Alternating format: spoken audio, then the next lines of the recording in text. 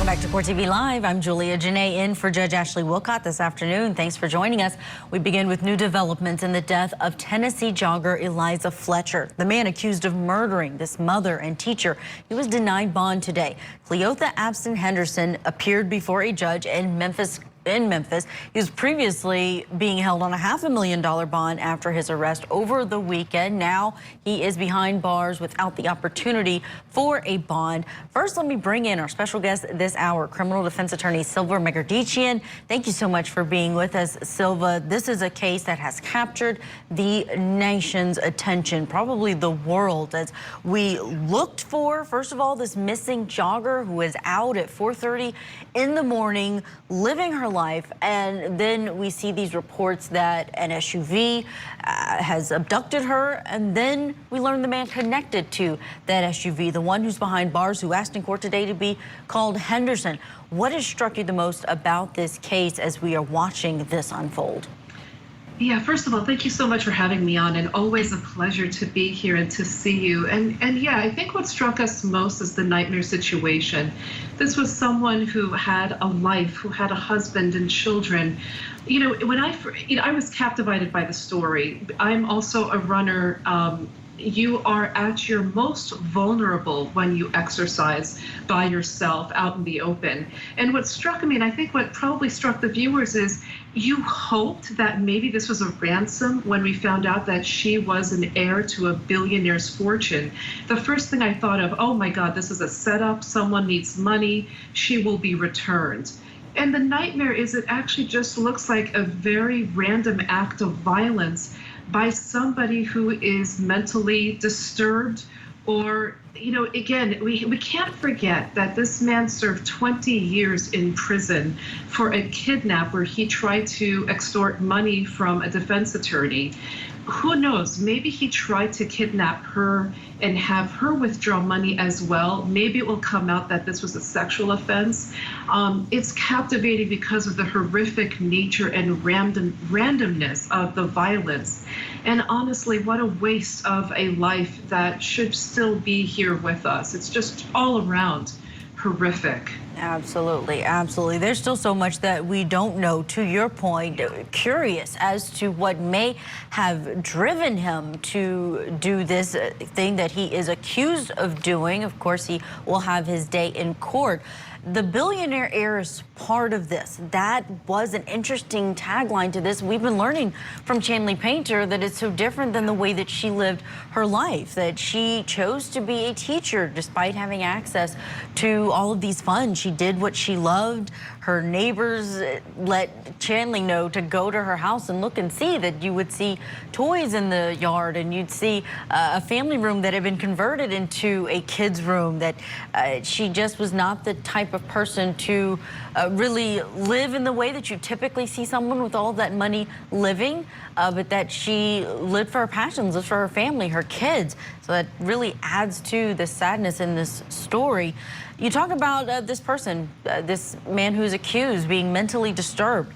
If you are his defense attorney, where do you start when it comes to putting together a defense for someone who, as our previous guest, Philip Dubé, who's a public defender out in LA County, said this is one of the hardest to defend because there is little motive other than attacking a stranger? Oh, Julia, it's so true. I mean, Philip and I are very close. We both work together. You know, I'm a private attorney, he's a public defender, and I used to be an LA County public defender. And this is honestly your worst nightmare client, because not only is it a media case where you have the world's sympathy, but you have to constitutionally defend someone who seems like there's no real defense, except for, why would someone do this?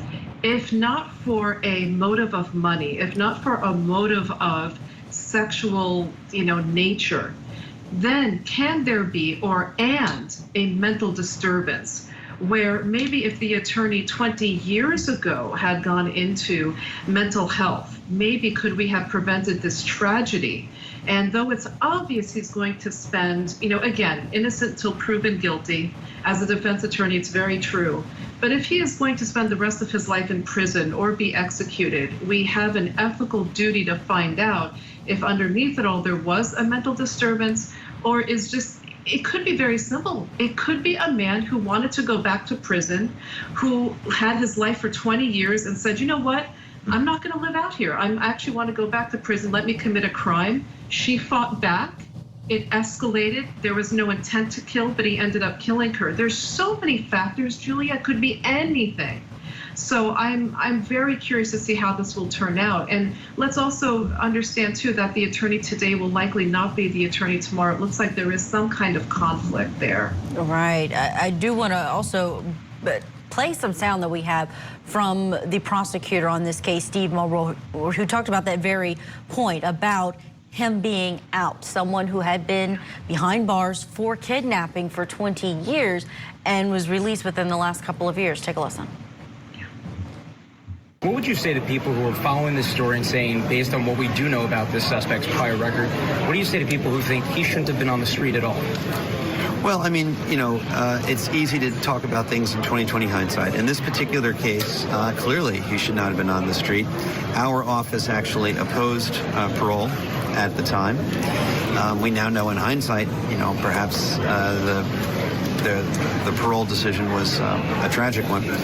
We'll only be able to speculate as to what other thing he might have done had he served his full term.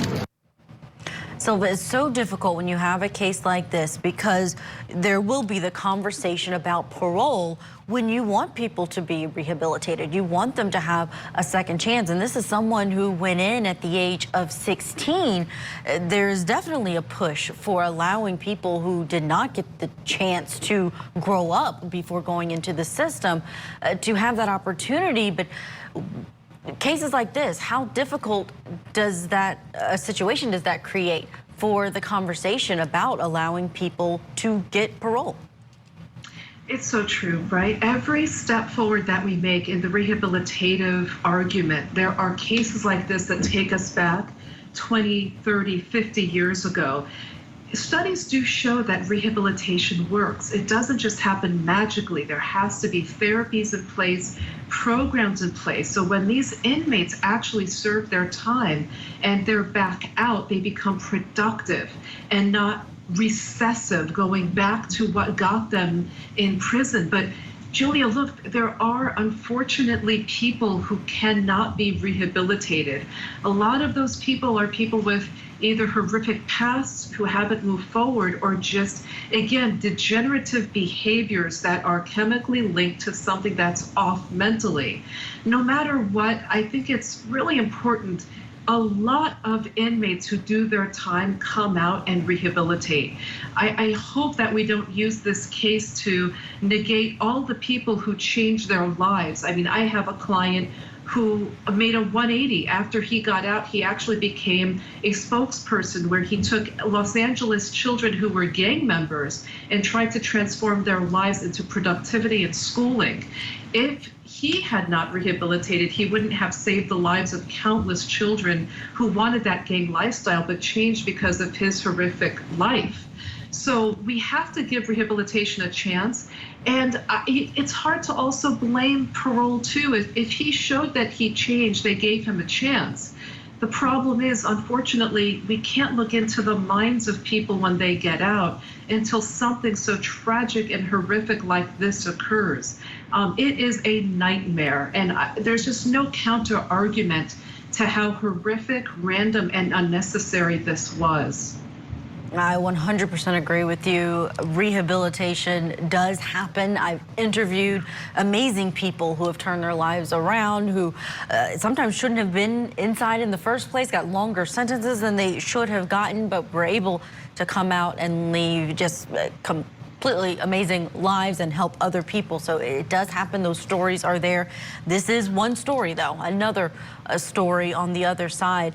This community is reeling. We're all reeling watching the details come out, but Memphis in particular is reeling from all of this attention, but also knowing that this tragedy happened there, how it impacts their own lives and their safety. Let's take a listen to some of that reaction that we're getting in today. He should have never been able to get back out. And my thing now, he's getting three meals and a cot. Why keep him in jail? I can't say what I want to say, but you know what my mind going. But you know, God sits high and look low. His day coming. She taught my niece. It touched me because I take care of people. And I help people out, and I was like, you know, it was hurting to see she out doing what she loved to do, and you took it upon yourself to snatch this lady. Me and my goddaughter, we rode from that Friday all the way up until just like last night. I was by myself when they said they found her. And on Sunday, we came to this very location. I kept telling the FBI and the police, she's somewhere close. For him to get, that close to his brother's house, she's somewhere close. We actually drove in this driveway and sat probably about 10 or 15, 20 minutes. I was fit to get out. My goddaughter was like, don't get out the car because we don't have flashlights. And the field was kind of high, and then she was like, you don't know what's, behind the house. And it was kind of hurting and shocking to me to come back, and it's the same location we was just at Sunday, and then they turned around and found her yesterday. Silva, these are interviews that our Chanley Painter has gotten on the ground. That location is where the body of the victim was located. I'm curious to find out. I want to talk to Chanley about why that location was chosen, if we've gotten any more information. But your reaction, Silva, at all to the community, what they must be going through right now, and how long you think it will take for them to see a trial in this case, if at all? First of all, Chanley's reporting has been amazing. I've been following her reporting on this, and really showing the community has been, truly wonderful, because it at least gives the community coming together with such a tragedy. I will tell you, I think this story doesn't just affect Memphis per se. It affects every single community where we go outside and walk our dogs and run or do anything where we are so vulnerable. Just yesterday, a family member told me, look, we know you go out running, please make sure you have a weapon on you. I mean, it's affecting all of us from such a story in such a community like this. I do think this will take a little bit of time. I think that's going to frustrate the public. But again, as a defense attorney, we have an obligation and a duty to defend our clients. I always say my philosophy for defending a client who's a repeat offender is, if I can't change your mindset, I'm not doing my job. I want to ensure that when my clients get out, they don't recommit. And if that means getting a doctor, getting therapies in place, medications, family involvement, we have a proactive duty to defend, but also make sure that we don't continue a cycle of violence, that true rehabilitation occurs. I'm very curious as to what happened to this man while in custody. At 16 years old, his mind is still forming. Were there not things in place that taught him this is not the way to conduct yourself? Or again, is it mental illness? But unraveling this, Julia, it's going to take time. And I feel like people are going to want swift justice, but done correctly, you have to defend this man the best way that you can. And unfortunately, that does take time before justice is served. And that is going to fall to someone, that responsibility. Silva, don't go anywhere. We are working on getting Chanley Painter. We had some technical difficulties. If possible, we're going to go live to Memphis later on in the show. But coming up, we're going to preview the sentencing in the Georgia Stand Your Ground trial of Marcus Wilson.